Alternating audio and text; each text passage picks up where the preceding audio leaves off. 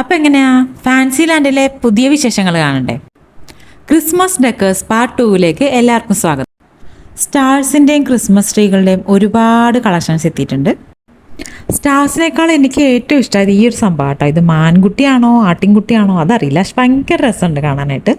അതും അഫോർഡബിൾ റേറ്റിൽ കിട്ടും. നമുക്ക് വേറെ ഷോപ്പുകളിൽ കിട്ടുന്നതിനേക്കാളും കുറച്ചും കൂടി അഫോർഡബിൾ റേറ്റ് ആയിട്ടാണ് എനിക്ക് ഫീൽ ചെയ്തത്. ട്രീസൊക്കെ ആണെങ്കിലും നമ്മുടെ ഒരു ക്രിയേറ്റിവിറ്റി അനുസരിച്ചിട്ട് ഇൻഡോറോ ഔട്ട്ഡോറോ എങ്ങനെ വേണമെങ്കിലും സെറ്റ് ചെയ്യാം. ട്രീസിൽ ലൈറ്റ് മാത്രം ഇട്ട് സെറ്റ് ചെയ്യണമെങ്കിൽ അങ്ങനെ ആവാം.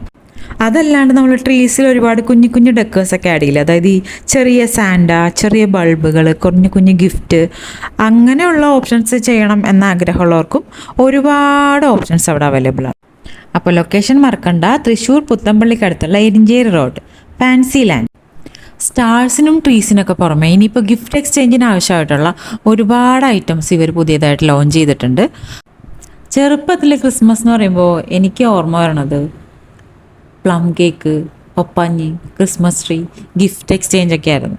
ആ സമയത്തൊക്കെ ഒരു പ്രത്യേക രസമായിരുന്നു. ആ ഒരു വൈബൊന്നും ഇപ്പോൾ കിട്ടുന്നില്ല. ഇതൊക്കെ എൻ്റെ മാത്രം തോന്നലാണോ അതോ നിങ്ങൾക്കും ഇങ്ങനെയാണോ? ഫാൻസി ലാൻഡിലെ വിശേഷം ഇവിടെ അവസാനിക്കുന്നു. Okay, by.